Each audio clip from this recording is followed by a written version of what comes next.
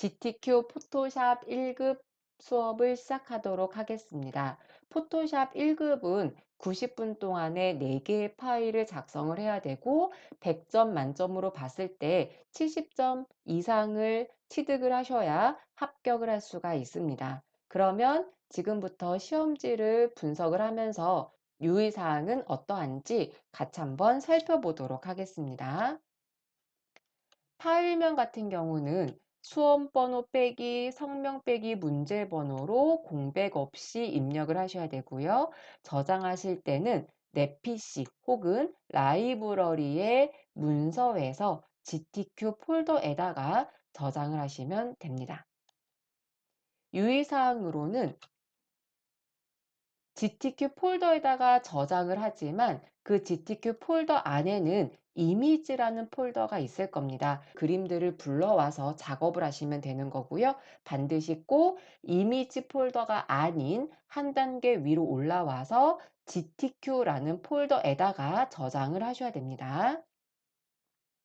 그리고 이미지의 크기가 다를 경우는 감점 처리가 됩니다라고 되어 있습니다. 이것도 이따가 같이 한번 보도록 하겠습니다.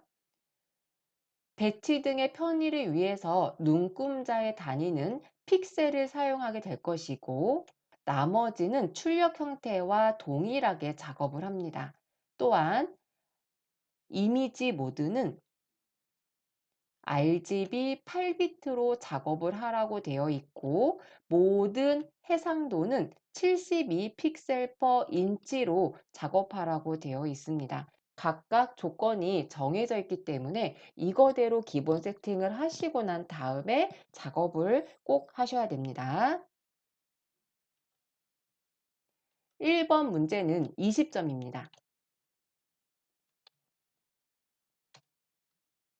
제공되는 이미지 1번, 2번, 3번을 가지고 출력 형태처럼 작업을 할 건데 작업대의 크기는 400에 500 픽셀입니다. 또한 이 이미지를 작게 줄여서 PSD로 저장을 할 건데요. 40에 50 픽셀로 이미지를 줄여야 됩니다. 즉 하나의 이미지를 만들 때는 2개의 파일로 저장을 하셔야 됩니다. 2번 문제는 똑같은 20점입니다. 그리고 이미지가 4번, 5번, 6번 이미지를 선택해서 출력 형태처럼 완성을 하는데 마찬가지 작업대의 크기는 400에 500 픽셀입니다. 3번 문제는 25점입니다.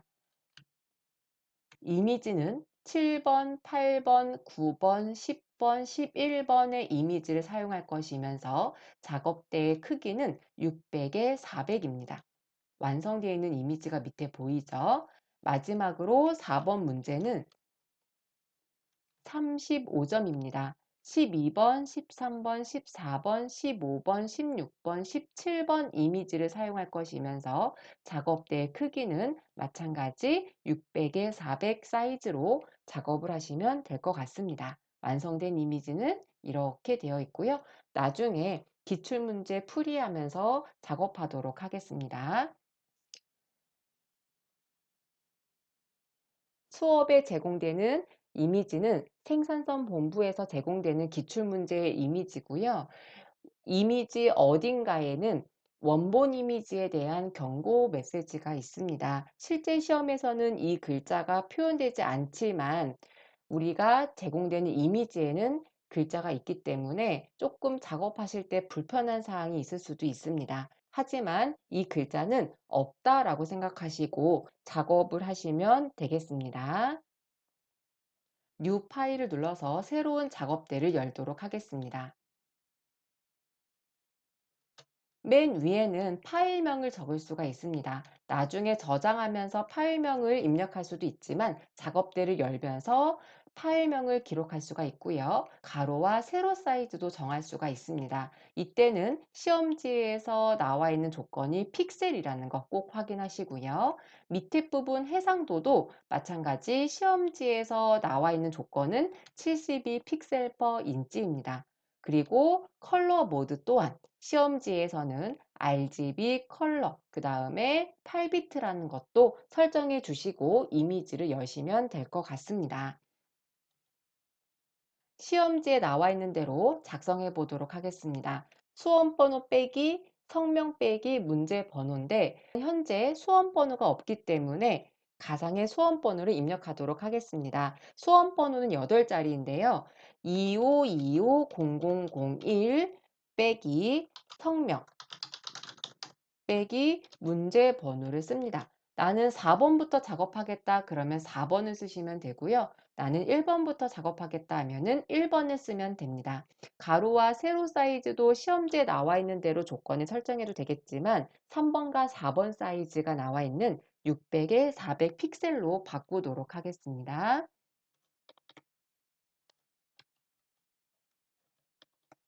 72 픽셀 퍼 인치 RGB 모드를 선택해 주시고 크레이트 생성하도록 하겠습니다. 그러면 이렇게 작업대 창이 나오는 걸 확인할 수가 있고요. 왼쪽 위에 상단에 제목 표시줄을 보게 된다면 수험 번호 빼기 성명 빼기 문제 번호가 나와 있고 현재 내가 이 창을 100%로 보고 있다. 그리고 RGB에 8비트라는 컬러 모드가 선택되어 있는 것을 확인할 수가 있습니다. 이번에는 이미지를 불러와 보도록 하겠습니다. 위에 메뉴 중에서 파일이라는 메뉴를 눌러주시게 된다면 오픈이라는 메뉴가 있을 거고요. 앞에 스펠링을 따서 컨트롤 O를 눌러주시게 된다면 조금 더 빨리 이미지를 열 수 있는 단축키로도 사용하실 수가 있습니다. 파일에 오픈을 눌러주시거나 컨트롤 O를 눌러서 우리가 이미지를 불러올 건데요. 해당되는 이미지를 하나만 불러오겠다 할 때는 그냥 그림을 클릭하시면 돼요. 자, 1번 이미지를 불러오겠다 할 때는 1번을 클릭을 하시고 밑에 열기 버튼을 눌러주시거나 혹은 1번 이미지를 더블 클릭을 하게 된다면 이렇게 이미지가 불러와지는 것을 확인할 수가 있을 겁니다. 그러면 내가 만든 작업대 창이 앞에 놓여 있고 나란히 1번이라는 이미지가 놓여 있는 상태로 볼 수가 있고요. 하나의 이미지가 아니라 2개 혹은 3개의 이미지를 불러오겠다 할 때는 파일에서 오픈 혹은 컨트롤 O를 눌러서 이미지를 불러올 수 있는 메뉴를 눌러주시고 2, 3, 4번의 이미지를 불러오겠다 할 때는 2번을 찍고 다중 선택의 의미로 키보드에서 컨트롤 키를 누르신 상태로 3번을 클릭, 4번을 클릭하게 된다면 여러 가지 이미지를 동시에 불러올 수가 있습니다. 열기 버튼을 눌러 볼게요. 이렇게 1, 2, 3, 4의 이미지가 불러와진 걸 확인할 수가 있습니다. 하지만 작업대 창과 이렇게 나란히 놓이게 된다면 이미지를 가지고 가는데 복사해서 붙여넣기를 사용하시거나 뭐 다른 방법대로 할 수가 있겠지만 조금 불편하실 수도 있어요. 그래서 이 작업대 창을 하나하나씩 따로따로 분리해서 한번 사용을 해볼 건데요. 저는 개인적으로 이렇게 분리해서 창을 사용하는 방법을 좀 추천을 드립니다.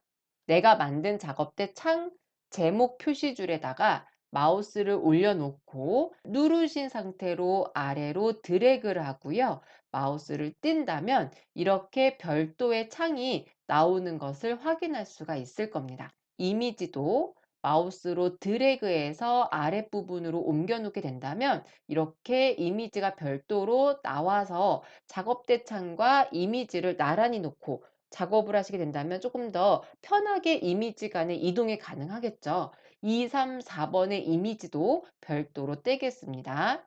2번 드래그 이렇게 이미지를 각각 뗐습니다. 그러면은 2번이든 3번이든지 간에 내가 만든 작업대 창으로 이미지를 가지고 오는 건 편하겠지만 너무 많은 창이 이렇게 열려 있을 때는 좀 작업하기가 힘드실 거예요. 내가 작업하는 창과 이미지의 창을 하나로 모아서 2개 창으로 만들 건데요. 1번 이미지를 놓고 2번 이미지의 위에 제목 표시줄에다가 마우스를 놓은 상태에서 드래그를 해요.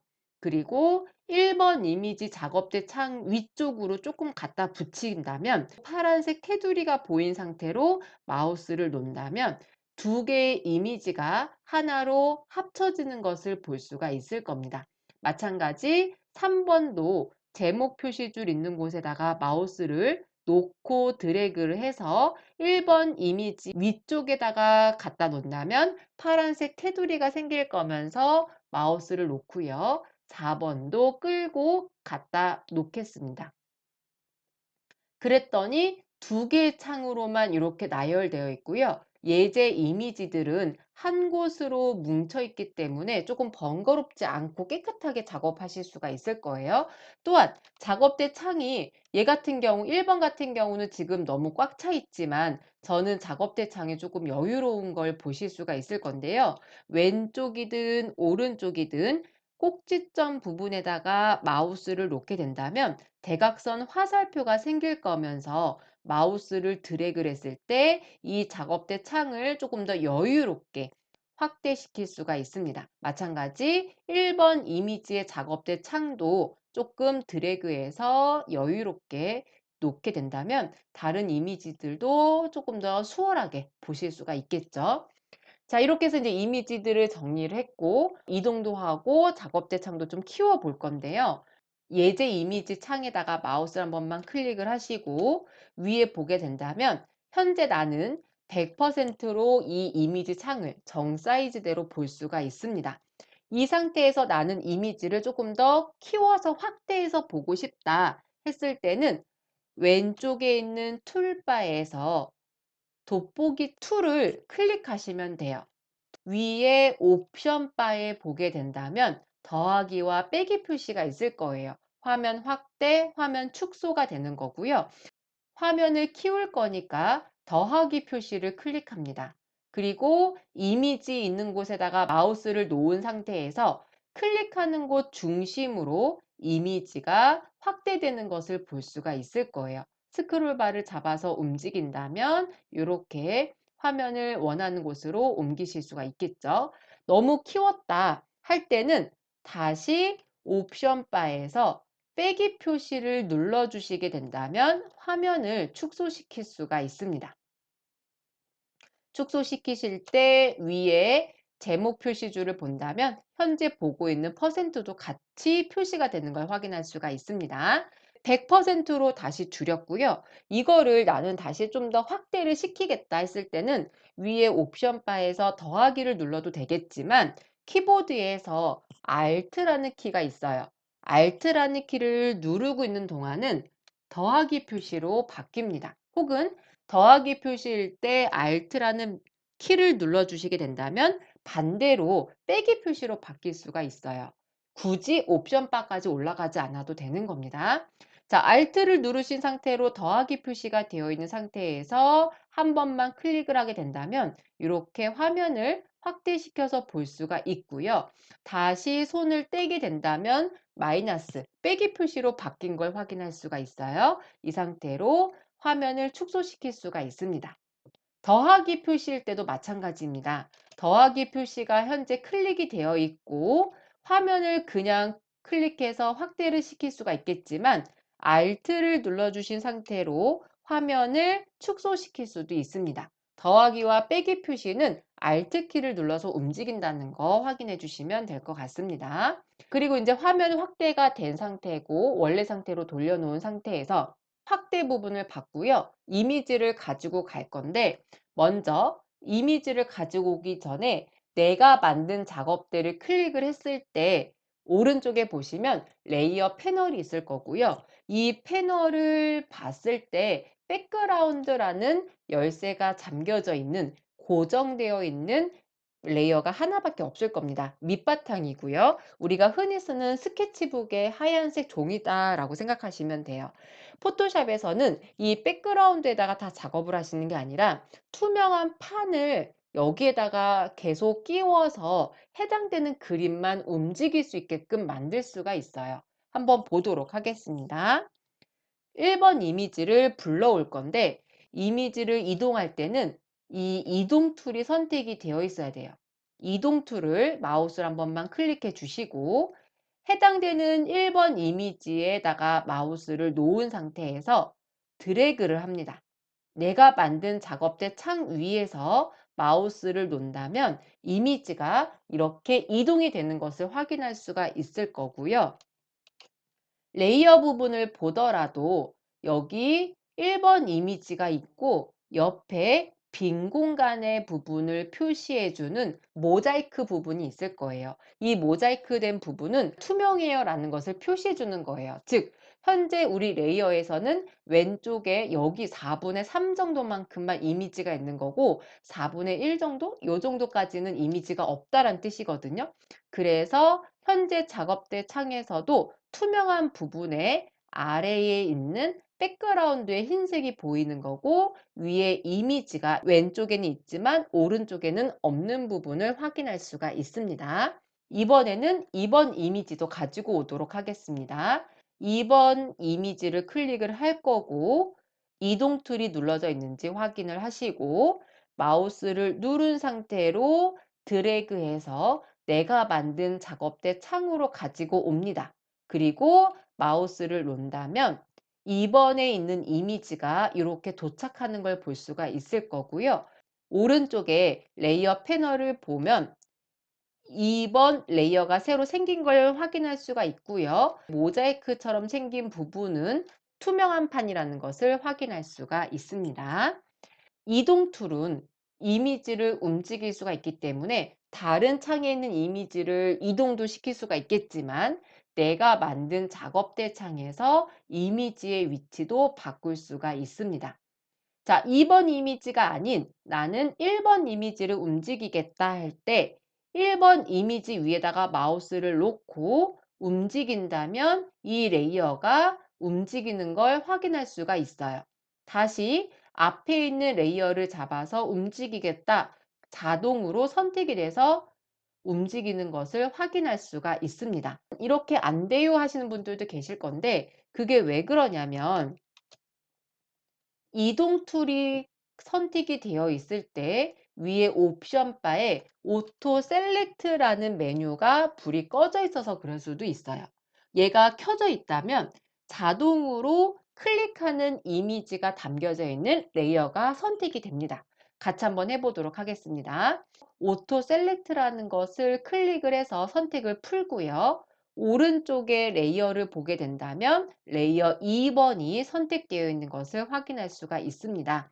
움직이면은 얘가 움직이고요. 나는 1번 이미지를 움직이겠다 했을 때 마우스를 1번 이미지 위에다가 놓고 움직이게 된다면 아까랑 다른 현상이 되겠죠. 1번 이미지가 선택이 되지 않습니다. 이럴 때는 레이어 1번을 클릭을 하고 이미지를 움직여야지 가능하고요. 이 상태에서 앞에 있는 2번 이미지를 움직이겠다. 움직이지가 않네요. 레이어가 자동으로 선택되지가 않았기 때문입니다. 2번 레이어를 선택해서 움직이셔야 되고요. 나 이거 너무 불편합니다 할 때는 위에 오토 셀렉트라는 메뉴를 눌러주시고 해당되는 이미지를 클릭하게 된다면 자동으로 레이어가 선택이 돼서 움직이는 것을 확인할 수가 있습니다. 여기 레이어 부분이 자동으로 생기는 거기 때문에 레이어 1, 레이어 2라고 되어 있는데 이 이름도 변경이 가능합니다. 글자 있는 부분을 더블 클릭을 해서 이미지 1 엔터 이름을 바꿀 수가 있고요. 마찬가지 레이어 2번도 더블 클릭해서 이미지 2 엔터 레이어 이름을 변경시킬 수가 있습니다. 그리고 여기 앞에 눈 표시가 있는데요. 현재 이미지를 보고 있는 중입니다 라고 표시가 되는 겁니다. 눈 부분을 클릭하게 된다면 이 해당되는 레이어에 있는 그림은 잠시 동안 보지 않는 거고요. 1번 이미지도 한 번 더 클릭하게 된다면 같이 보지 않는 것을 확인할 수가 있습니다. 또 한 번 더 클릭하게 된다면 눈이 켜지면서 그 레이어에 있는 그림이 보이게 될 거예요. 두 개의 레이어 순서를 바꾸고 싶다. 2번 이미지가 아니라 1번 이미지가 다 보였으면 좋겠다 할 때는 해당되는 레이어를 마우스로 누른 상태로 드래그해서 마우스를 갖다 놓고 놓은다면 두 개의 보이는 순서가 바뀔 거고요. 다시 원래대로 이미지 순서를 바꾸고 싶다 할 때는 이미지 1 레이어에다가 마우스를 놓고 드래그한 후에 원하는 위치에다 갖다 놓는다면 파란 색깔 라인이 생길 거예요. 이미지의 순서가 바뀌는 것도 확인할 수가 있습니다. 해당되는 레이어를 지워 볼 건데요. 내가 1번 이미지를 지우겠다 할 때는 레이어 오른쪽 하단에 보면은 휴지통이 있을 겁니다. 이 휴지통으로 해당되는 레이어를 드래그해서 갖다 놓고 놔두게 된다면 선택되었던 레이어가 지워지는 것도 볼 수가 있고요. 아니면 이미지 2번 레이어를 클릭을 하고 키보드에서 딜리트 키를 눌렀을 때 선택되어 있는 레이어가 지워지는 것도 확인할 수가 있습니다. 이제는 이미지를 선택하는 방법에 대해서 보도록 하겠습니다. 우리가 이미지가 이렇게 나와 있고, 요 이미지를 통째로 갖고 오는 게 아니라 부분적으로 갖고 올 거예요. 부분적으로 가지고 올 때는 선택 툴을 다양하게 사용하실 수가 있고요. 각각 선택 툴도 선택 영역을 빼거나 추가시키거나 할 수가 있습니다. 한번 같이 보도록 하겠습니다. 왼쪽에 보시면 이동 툴 바로 밑에 세 가지의 선택 툴이 있을 거예요. 저랑 모양이 다를 수 있겠지만은 밑에 부분, 오른쪽 아랫부분에 보게 된다면 조그만 화살표가 있을 겁니다. 요 툴에 또 다른 툴이 또 들어 있습니다 라고 표시해 주는 거고요. 해당되는 툴을 길게 눌러주시게 된다면 숨어 있는 툴들을 더 불러올 수가 있어요. 그래서 필요하신 거에 따라서 사용하시면 될 것 같습니다. 먼저 1번에 있는 이미지를 보고요. 돋보기 툴을 이용해서 화면을 조금 크게 띄우도록 하겠습니다. 요만큼만 가져가고 싶어요. 그러면 사각형 선택 툴을 클릭합니다.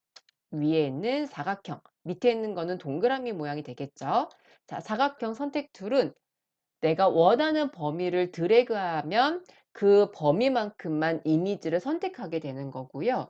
이 범위 안에 마우스를 놓게 된다면 하얀색 삼각형에 땡땡 네모가 있을 거예요. 그 땡땡 네모는 이 선택 영역을 위치를 옮길 수가 있습니다. 내가 원했던 위치에서 조금 더 다른 범위로 이렇게 잡아서 선택 영역을 움직일 수가 있고요.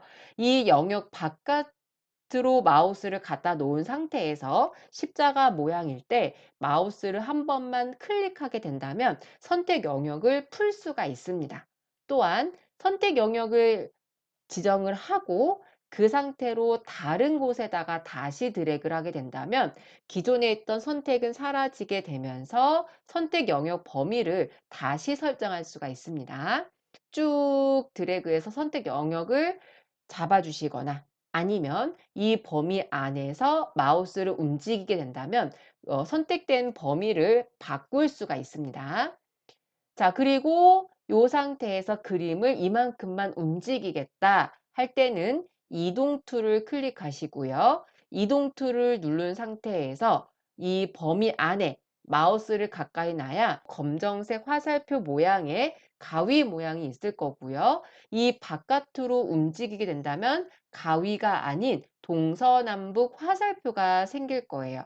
가위 모양은 선택된 범위만큼만 이미지를 움직이겠다라는 뜻이 되는 거고, 이 선택 범위 바깥으로 마우스를 놓는다면 선택 영역을 무시한 채 그림을 통째로 가져가겠다라는 뜻이 되는 겁니다. 이 선택된 범위만큼만 가지고 갈게요. 범위 안에 마우스를 갖다 놓고 드래그해서 내가 만든 작업대 창 위에다가 갖다 놓겠습니다. 그러면 진짜로 사각형 모양만큼만 이미지가 온 걸 볼 수가 있을 거고요. 이 선택된 범위는 필요가 없다, 풀겠다 할 때는 위에 셀렉트라는 메뉴에서 디셀렉트라는 메뉴가 있습니다. 단축키는 컨트롤 D. 이거는 많이 사용하는 거기 때문에 외워주시는 게 좋아요. 컨트롤 D를 눌러주시게 되면은 선택 범위를 없앨 수가 있습니다. 원형 툴을 이용해서 선택 범위를 잡을게요. 빈 공간만큼 원하시는 범위를 잡고 이동 툴을 눌러주신 상태로 선택 범위 안에다가 마우스를 갖다 놓은 상태에서 드래그한 후 내가 만든 작업대 창 위에다가 놓고 마우스를 해제하게 된다면 선택 영역이 동그라미였기 때문에 동그란 이미지가 오는 것을 확인할 수가 있습니다. 선택 영역 풀게요. 컨트롤 D. 자, 이렇게 이미지를 가지고 왔고요. 바로 밑에 두 번째 선택 영역 툴 중에서요. 세 가지 중 첫 번째 라쏘 툴이라고도 하는데 흔히 그냥 올가미 툴이라고도 해요. 자, 올가미 툴 같은 경우는 내가 연필로 그리듯이 선택 영역을 잡으시면 돼요. 드래그 하겠습니다. 여기 S만큼만 드래그 한번 해볼까요? 마우스로 누른 상태로 S만큼 범위를 잡아 줄 거고요. 처음 찍었던 곳으로 가까이 나서 마우스를 놓는다면 이렇게 내가 그린 것만큼만 선택 영역이 될 겁니다. 그 상태로 이동 툴을 눌러주시고 땡땡땡 범위 안에다가 마우스를 놓은 상태에서 끌고 갑니다. 드래그해서 움직이게 된다면 이렇게 다른 것들이 아닌 큰 범위가 아닌 S만큼만 선택 범위를 잡은 후 이동시킬 수가 있겠죠. 내가 원하는 것만큼 연필로 그림을 그리듯이 선택하시면 됩니다. 선택 영역 해제 컨트롤 D. 다음에는 선택 영역을 할 때 두 번째에 있는 다각형 선택 툴이라고도 하고요. 폴리거널 라쏘 툴이라고도 하는데 부르기 편하게 다각형 툴이라고 하겠습니다. 혹은 직선 툴이라고도 합니다. 꼭지점 부분마다 클릭을 하시면 돼요. 그리고 처음 찍었던 곳으로 가서 마무리를 지어 주시면 되는데 이 하얀색만큼만 선택을 하겠다 할 때는 첫 번째 꼭지점 한 번만 클릭하고요. 손을 움직이면 이렇게 따라다니는 선이 있을 거예요. 두 번째 꼭지점에다가 마우스 한 번만 클릭을 하고 밑으로 내려와서 세 번째 꼭지점 클릭, 네 번째 꼭지점 클릭, 마지막으로 처음 찍었던 곳에 가까이 되면 동그라미가 생길 겁니다. 마무리라는 거고요. 이 상태로 한 번만 더 클릭을 눌러주게 된다면 사각형 선택, 근데 좀 삐뚤어졌죠? 즉 내가 원하는 범위의 직선만큼 선택을 하겠다 할 때 사용하시면 되는 거고 이동 틀로 움직여 보도록 하겠습니다. 그러면 이렇게 직선으로 선택된 걸 볼 수가 있겠죠. 자, 그 다음에 선택 영역을 풀겠다. 컨트롤 D를 눌러주시게 된다면 없어지는 걸 볼 수가 있습니다. 세 번째로는 마그네틱 라쏘 툴이라고도 하고요. 자석 툴이라고도 해요. 자석 툴은 말 그대로 자석이 흡수하듯이 당겨주는 역할을 합니다. 자석 툴을 찍고 한 번만 클릭을 한 상태에서 그냥 움직이시는데 얘는 경계선 따라서 움직이게 돼요. 여기 다시 똑같은 범위를 한번 잡아 볼게요. 한 번만 시작하는 곳 한 번만 클릭을 할 거고요. 그냥 움직입니다. 그러면 이 경계선에 맞춰서 자동으로 선이 생길 거고요. 점도 생기는 걸 볼 수가 있습니다. 이렇게 잡아서 움직이는데 나도 모르게 마우스가 휙 가버렸다. 그러면 잘못됐잖아요. 잘못된 상태에서 다시 원래대로 돌려서 잘못된 시점에 있는 점 부분으로 가요. 키보드에서 백스페이스 바 혹은 딜리트 키를 눌러주시게 된다면 점들이 하나하나씩 사라지는 걸 볼 수가 있고 다시 원래대로 돌아오는 걸 볼 수가 있습니다. 다시 출발을 합니다. 여기 부분에 점이 있었으면 좋겠다 그러면 중간에 한 번만 그냥 클릭하시면 돼요. 점이 새로 생길 거고요. 또 위로 올라가서 삐져나왔다. 여기 노란색 부분이면 안 되는데 이럴 때는 잘못된 곳으로 다시 되돌아가서 백스페이스 바를 누른 후에 한 번씩 클릭, 클릭을 하셔도 자동으로 얘가 점이 생기면서 원하는 범위를 빠져나가지 않게끔 갈 거고요. 처음 찍었던 곳에 가까이 되면 동그라미가 생길 겁니다. 한 번만 클릭을 하게 된다면 내가 원하는 범위만큼만 선택 영역을 잡을 수가 있습니다. 이동 툴로 가지고 갈게요.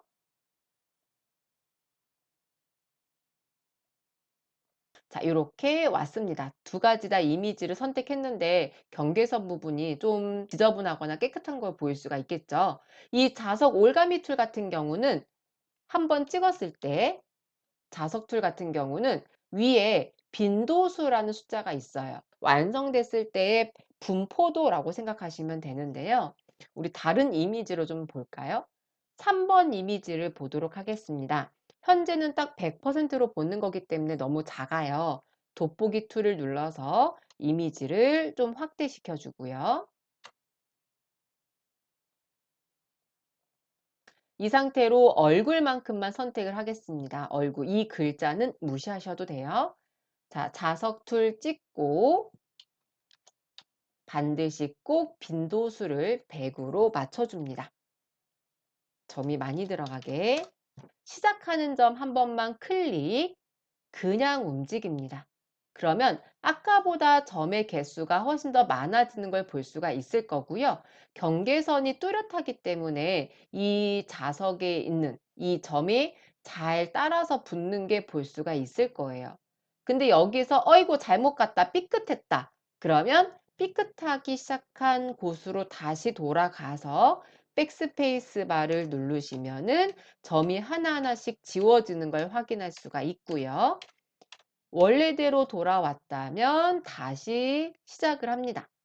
혹시나 여기에 점이 필요하다 그러면 마우스로 한 번만 클릭하시면 됩니다. 자, 쭉 가서 얼굴만큼만 선택을 할 거고요. 처음 갔던 곳에다가 마우스를 한 번만 클릭하시게 된다면 이렇게 선택 영역이 잡힌 걸 볼 수가 있습니다. 이동 툴로 가지고 갈게요. 얼굴만큼만 선택해서 왔습니다. 컨트롤 D. 이렇게 해서 세 가지 연필로 그리듯이 직선 툴로 클릭 하듯이 자석으로 당기면서 경계선에 딱 달라붙게끔 선택할 수가 있는 툴이 여러 가지가 있습니다. 세 번째에 있는 툴 세 가지를 볼 건데요. 이렇게 세 가지가 선택 툴이 되는 겁니다. 첫 번째는 오브젝트 셀렉션 툴이에요. 즉 드래그를 하게 되면은 이미지가 그림이 자동으로 선택이 됩니다. 한번 볼게요. 마우스를 왼쪽 위에서 드래그를 해서 내가 원하는 범위만큼만 선택 영역을 잡았다면 놓습니다. 이미지가 선택되는 걸 볼 수가 있을 거예요.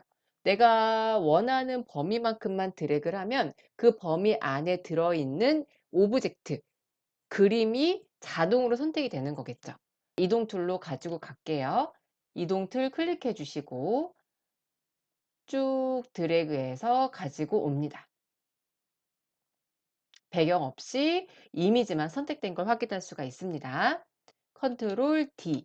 오브젝트 셀렉션이라는 툴을 선택해 주시게 된다면 위에 모드를 바꿀 수가 있어요. 그래서 사각형처럼 선택할 수 있는 게 아니라 이 글자는 무시하셔도 되겠지만 혹시나 이 글자만큼은 내가 안 하고 싶다 했을 때는 모드를 라쏘 툴로 선택해서 바꿔 주시고요.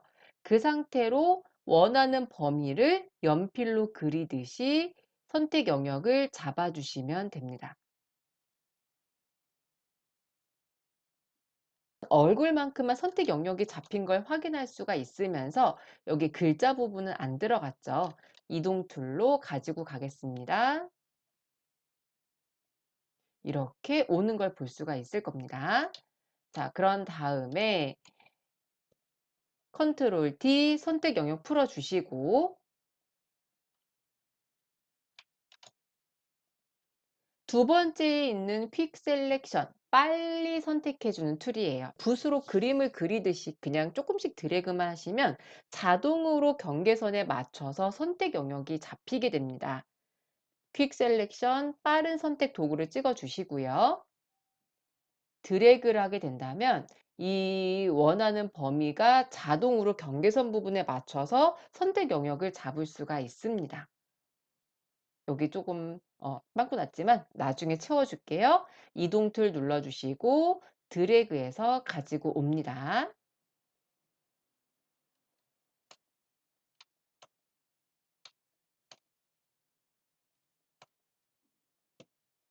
컨트롤 T. 이번에는 맨 마지막에 있는 매직완드라는 툴을 사용할 건데요. 마술봉 툴이라고도 사용을 해요. 색깔을 기준으로 선택을 합니다. 한번 찍어 볼게요. 색깔 톤으로 선택을 할 건데 이 색상의 범위, 허용되는 범위를 수치로 설정할 수가 있어요. 숫자가 작으면 작을수록 한 가지 톤의 색깔을 선택을 하는 거고, 숫자가 커지면 커질수록 똑같은 색에서 유사한 색까지 포함이 됩니다. 현재 저는 10으로 되어 있고요. 선택 영역을 한 번만 찍어 보도록 하겠습니다. 얼굴 부분 한 번만 찍어 주게 된다면 요만큼 똑같은 색 위주로 선택이 될 거예요. 컨트롤 D. 범위를 좀 키워 볼게요. 30으로 바꿔 줄 거고, 한 번만 찍어 주게 된다면 선택 범위가 뺨에서 코까지도 넘어가는 걸 볼 수가 있을 거예요. 이동 툴로 가지고 갈게요. 이렇게 해서 선택 범위를 여러 가지를 잡았고요. 이 선택 툴 같은 경우는 하나씩만 선택하는 게 아니라 선택 툴끼리 조합을 해서 사용하실 수도 있고, 어떤 선택 툴이 선택이 되어 있든지 간에 위에 옵션 바를 보게 된다면 선택 영역을 하나만큼만 허용을 하겠느냐, 그 선택되어 있는 툴에다가 추가를 하겠느냐, 선택되어 있는 툴에서 내가 원하는 것만큼만 범위를 빼겠느냐, 교차되어 있는 선택 범위만 남겨두겠느냐라고 옵션을 설정할 수가 있고요. 어떤 선택 툴이 되어 있든지 간에 다 사용이 가능합니다. 한번 해보도록 할게요. 먼저 동그라미 툴을 선택해 주시고요. 선택 범위 하나를 잡겠습니다. 이 상태로 첫 번째 있는 게 눌러져 있다면 하나만큼만 선택 범위가 되어 있을 거고요. 다른 곳에 드래그를 하게 된다면 선택 범위는 사라지면서 새로운 선택 범위가 생기는 걸 볼 수가 있는데, 여기에다가 추가를 시키겠다 그러면 얘를 누르셔도 되고요. 키보드에서 Shift 키를 누르셔도 돼요. 자, Shift 키를 한번 눌러 보도록 하겠습니다. 누르고 있는 동안에는 마우스 포인트 옆에 더하기가 생기면서요. 선택 범위를 추가할 수가 있습니다. 겹쳐진 것만큼은 하나로 합쳐지는 걸 볼 수가 있겠죠. 그 다음에 두 번째에 있는 요 빼기 버튼은요. 선택 범위가 겹쳐지는 것만큼은 뺄 수가 있습니다. 키보드에서는 Alt 키를 눌러주시면 되는 거예요. 자, Alt를 눌러주시고 선택된 범위를 드래그를 하게 된다면 겹쳐지는 것만큼만 선택 범위를 뺄 수가 있습니다. 맨 마지막에 있는 거는 선택 범위가 겹쳐져 있는 것만큼만 남겨두게 돼요. 해볼게요. 얘를 눌러주시고 범위를 겹쳐지게끔 드래그를 하게 된다면 이렇게 포함되어 있는 것만 남고 나머지는 사라지게 되는 겁니다. 그리고 선택 툴은 서로 교차해서 사용할 수가 있는데, 제가 색깔을 선택할 수 있는 마술 봉투를 찍고요. 얼굴 범위 한 번만 클릭하겠습니다. 그러면 여기만큼만 선택이 될 건데 나는 나머지 부분을 추가하고 싶다. 그러면 Shift 키를 누른 상태로 클릭하게 된다면 선택 범위가 추가되는 걸 볼 수가 있을 거고요. 여기 부분이 선택이 안 됐다. 그러면 다른 선택 툴을 교차해서 사용하실 수가 있어요. 저는 퀵 셀렉션, 빠른 선택 툴을 클릭하겠습니다. 그리고 Shift 키를 눌러서 선택 범위를 추가를 할게요. 얼굴 범위가 선택이 더 많이 된 걸 볼 수가 있겠죠. 그 다음에 목 부분은 빼고 싶어요. 여긴 안 쓰고 싶어요. 이럴 때는 Alt를 누르신 상태로 쭉 움직이시게 된다면 선택 범위를 뺄 수가 있습니다. 자, 이렇게 얼굴 형태만 선택이 됐습니다. 이동 툴로 움직일게요. 이동 툴로 드래그. 얼굴이 이렇게 온 걸 확인할 수가 있겠죠. 즉, 선택 영역 툴은 한 가지만 사용하시는 게 아니라 때에 따라서 다양하게 교차해서 사용하실 수가 있고요. Shift 키를 누르면 선택 영역을 추가할 수가 있다. Alt를 누르면 선택 영역을 뺄 수가 있다. 이 정도까지는 알고 계시면 될 것 같습니다. 이번에는 문자 툴을 사용해 보도록 하겠습니다. 왼쪽에 메뉴 바를 보게 된다면 T가 있어서 글자를 입력할 수가 있고요. T 옆에 조그만 삼각형이 있습니다. 글자를 쓰는 메뉴 중에서도 다양하게 메뉴를 선택할 수가 있습니다. 길게 눌러주게 된다면 글자를 가로로 쓰겠느냐, 세로로 쓰겠느냐, 선택 영역으로 글자를 쓰겠느냐라고 되는 건데요. 1번과 2번 두 개만 사용하도록 하겠습니다. 먼저 글자 첫 번째 있는 툴을 선택해 주시고요. 마우스를 한 번만 클릭하게 된다면 커서가 깜빡깜빡거리는 걸 볼 수가 있을 거예요. 자동으로 글자가 기록이 되어 있지만 내가 필요한 것만큼 글자를 쓰면 됩니다. GTQ 포토샵이라고 쓰도록 하겠습니다. GTQ 포토샵. 이라고 글자를 다 쓰고 커서가 깜빡깜빡 거리고 있을 때는 현재 글자를 쓰고 있는 중입니다 라고 표시가 되는 거고요. 엔터를 눌러주게 된다면 줄을 바꿀 수가 있고요. 새로운 글자를 또 입력할 수가 있습니다. 위에 V자를 눌러도 마무리가 져지고요. 혹은 컨트롤 키 누른 상태로 엔터를 눌러주게 된다면 글자를 쓴 거를 마무리를 질 수가 있습니다. 커서가 깜빡깜빡거리는 게 사라졌을 거예요. 문자 툴이 눌러져 있는 상태에서 위에 옵션 바를 보게 된다면 글자 모양이라든가 속성, 그 다음에 글자 크기, 정렬이거나 색상을 바꿔줄 수도 있습니다. 근데 글자체가 현재 굴림이라고 되어 있는데 한글로 표시가 안 되어 있는 걸 확인할 수가 있을 거예요. 이럴 때는 환경 설정이라는 곳에서 바꿀 수가 있습니다.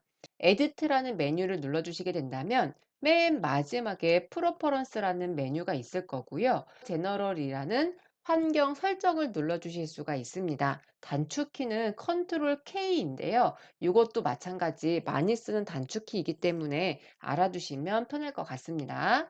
컨트롤 키와 K를 눌러서 환경 설정을 불러왔고요. 아랫부분에 보게 된다면 타입이라는 메뉴가 있어요. 이 메뉴를 눌러주시게 된다면 글자에 관련된 속성을 바꿀 수가 있습니다. 영어로 나는 글자 이름을 보겠다라는 거에 체크가 되어 있으니까 굴림이라는 한글이 아닌 굴림이라는 영어 스펠링이 되어 있는 거고요. 얘를 반드시 꼭 풀어주셔야지 영어 자체가 아닌 한글 글자체로 이름이 나오는 걸 확인할 수가 있을 거예요. OK를 누르겠습니다. 굴림으로 표시가 되어 있죠. 굴림이 아니라 글자체를 궁서로 바꾸겠다. 그러면 궁서라고 쓰고 엔터를 치셔도 되고 삼각형을 눌러서 궁서를 선택하셔도 됩니다.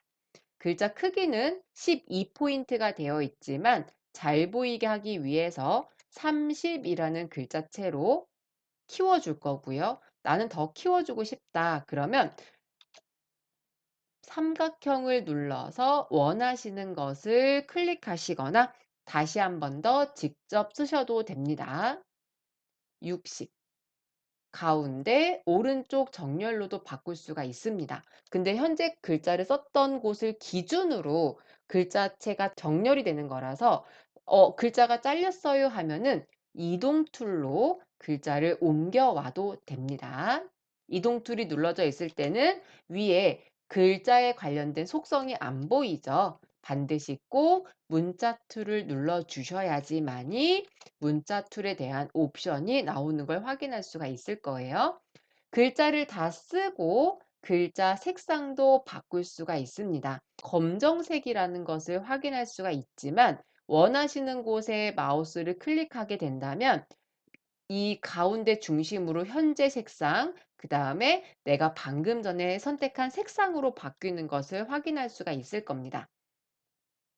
노란색 톤으로 바꾸겠다. 여기 무지개 있는 곳에서 원하시는 곳으로 갈 거고요. 노란색 혹은 파란색으로 바꾸겠다. 원하시는 색깔 톤으로 마우스를 드래그를 하게 된다면 그 색상이 바로 적용되는 것을 확인할 수가 있을 겁니다.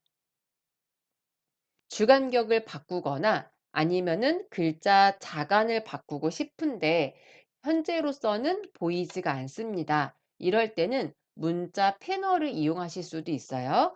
요 문자 패널 그림 한 번만 눌러주시게 된다면 이렇게 캐릭터라고 창이 뜨는 걸 볼 수가 있고요. 방금 전에 설정했던 내용들도 여기서 바꾸실 수가 있습니다. 글자 크기도 바꾸실 수가 있고요. 여기 부분이 바로 줄 간격이 됩니다. 줄 간격이 되고 글자 자간, 글자와 글자 사이 간격이 되겠죠. 우리는 줄 간격이 현재 오토로 되어 있기 때문에 글자 크기에 맞춰서 자동으로 잡혀지겠지만 글자 크기가 60이니까 줄 간격도 60으로 맞춰주게 된다면 사이가 좀 좁아진 걸 볼 수가 있을 거예요. 나는 72로 늘려주겠다. 줄 간격이 조금 더 늘어나는 걸 볼 수가 있고요. 마찬가지 직접 입력도 가능합니다. 줄 간격을 현재 글자보다 작게 주게 된다면 겹치는 것도 보실 수가 있습니다. 줄 간격을 오토로 설정해 주도록 하겠습니다. 자, 이 상태에서 나는 이제 이 글자 패널을 보고 싶지가 않다 했을 때 X자 표시가 없어요. 그랬을 때는 요 삼각형 V자 거꾸로 되어 있는 거 두 개짜리를 한 번만 눌러 주시게 된다면 숨어 있고요. 여기 글자 캐릭터라는 창을 다시 불러오겠다. 위에서 눌러도 되겠지만 오른쪽에 패널에서 한 번만 단추를 클릭하게 되더라도 나오는 것을 확인할 수가 있습니다. 이번에는 글자에 관련돼서 모양을 변형시킬 수가 있는데요. 요 모양을 눌러주시게 된다면 현재 없음으로 되어 있어요. 표준. 하지만 여기에 있는 그림에 따라서 눌러주시게 된다면 그 모양대로 글자가 변형되는 걸 볼 수가 있을 겁니다. 변형이 되더라도 요 네 가지의 속성에 따라서 모양이 바뀔 수가 있는데요. 가로로 하겠느냐, 세로로 하겠느냐 바꾸실 수가 있고 밴드라는 것도 위로 하겠느냐 아니면은 왼쪽으로 갔을 때 반대 방향으로 하겠느냐 가운데 0으로 주게 된다면 일직선대로 다시 원래대로 돌릴 수가 있습니다. 이번에는 아랫부분 홀리젠탈인데요. 왼쪽으로 가게 된다면 왼쪽이 늘어나면서 오른쪽이 줄어드는 걸 볼 수가 있을 거고요. 오른쪽으로 가게 된다면 오른쪽은 늘어나는데 왼쪽은 줄어드는 걸 볼 수가 있을 겁니다. 그리고 버티컬 같은 경우도 왼쪽으로 가게 된다면은 위쪽이 늘어나는 걸 볼 수가 있을 거고요. 반대로 오른쪽으로 가게 된다면 아래쪽이 늘어나면서 위쪽이 오므라드는 걸 볼 수가 있을 겁니다. 이런 식으로 여러 가지 형태로 모양을 바꾸되 부분적으로 세세하게 모양을 바꿀 수가 있습니다. 물결무늬 모양도 바꿀 수가 있네요. 그러면서 이렇게 모양을 틀어주게 된다면 좀 다르게 글자체로 바꿀 수가 있을 것 같습니다. 자, OK 버튼을 눌러주도록 하겠습니다. 이렇게 해서 글자 툴을 살펴봤습니다. 이번에는 색상을 변경해 보도록 하겠습니다. 파일에서 오픈 혹은 컨트롤 O를 눌러서 이미지를 하나 불러올 건데요. 6번 이미지를 클릭하도록 하겠습니다. 6번 이미지가 불러와졌는데 너무 작다. 현재 100%지만 너무 작다 싶을 때는 이미지를 확대해서 보는 것을 추천드립니다. 돋보기 툴을 클릭을 하고 확대되는 게 되어 있으면 상관이 없지만 축소되는 게 눌러져 있으면 Alt를 눌러서 더하기 표시가 나오고 이미지를 클릭하게 된다면 조금 더 크게 이미지를 선택할 수가 있을 겁니다. 현재 보고 있는 이미지의 색상을 변경하려면 위에 이미지라는 메뉴를 클릭을 했을 때 두 번째에 있는 어저스트먼트라는 메뉴를 선택합니다. 그러면 색상을 바꾸거나 명도, 채도, 기타 등등을 바꿀 수가 있습니다. 여기에서 많은 메뉴들이 있지만 실질적으로 시험에서 많이 쓰이는 메뉴는 슈 세츄레이션이라는 메뉴입니다. 단축키가 컨트롤 U 가장 많이 쓰이는 거라서 이 단축키는 외워주시는 게 좋습니다. 컨트롤 U를 눌러보도록 하겠습니다. 자, 슈 세츄레이션 색상과 채도와 명도를 바꿀 수 있는 메뉴가 되고요. 여기 있는 밑에 화살표를 눌러서 왼쪽이든 오른쪽이든 움직이게 된다면 색상이 바뀌는 것을 확인할 수가 있고 그 색상을 선명하게 주거나 탁하게 주거나 밝게 주거나 어둡게 이미지를 변경할 수가 있습니다. 조금씩 움직여 주시게 된다면 이 색상바에 따라서 밑에 이미지가 바뀌는 것을 볼 수가 있을 거고요. 전반적으로 이미지 색상 톤이 다 바뀌면서 나는 약간 핑크색 톤으로 바꾸겠지만 채도를 위로 올려주게 된다면 핫핑크 같은 색상으로 바뀌는 걸 볼 수가 있고요. 얘를 좀 더 낮춰주게 된다면 색깔이 바랜 톤으로도 바꿀 수가 있습니다. 또한 밝고 어둡게도 바꿀 수가 있습니다. 자, 이렇게 색깔 톤을 바꿨을 때는 전반적으로 이미지가 다 바뀌게 되는데 단면화, 컬러라이즈가 체크가 되게 된다면 이렇게 한 가지 톤으로 이미지가 전반적으로 다 바뀌는 것을 볼 수가 있습니다. 시험을 보실 때 한 가지 톤으로 전반적인 색상이 바뀌었다 그러면 컬러라이즈를 체크하시면 되고요. 형태에 따라서 색깔 톤이 다르게 좀 바뀌었다 하게 된다면 단면화, 컬러라이즈 체크를 하지 마시고 색깔을 바꾸시는 것을 말씀을 드리도록 하겠습니다. 그래서 색깔 톤은 우리가 컨트롤 U, 슈 세츄레이션이라는 메뉴를 사용하게 될 거고요. 전반적으로 다 바뀐다. 컬러라이즈 체크하시고 형태에 따라서 색깔이 부분적으로 바뀐다 그러면 컬러라이즈 체크를 풀어주시면 될 것 같습니다.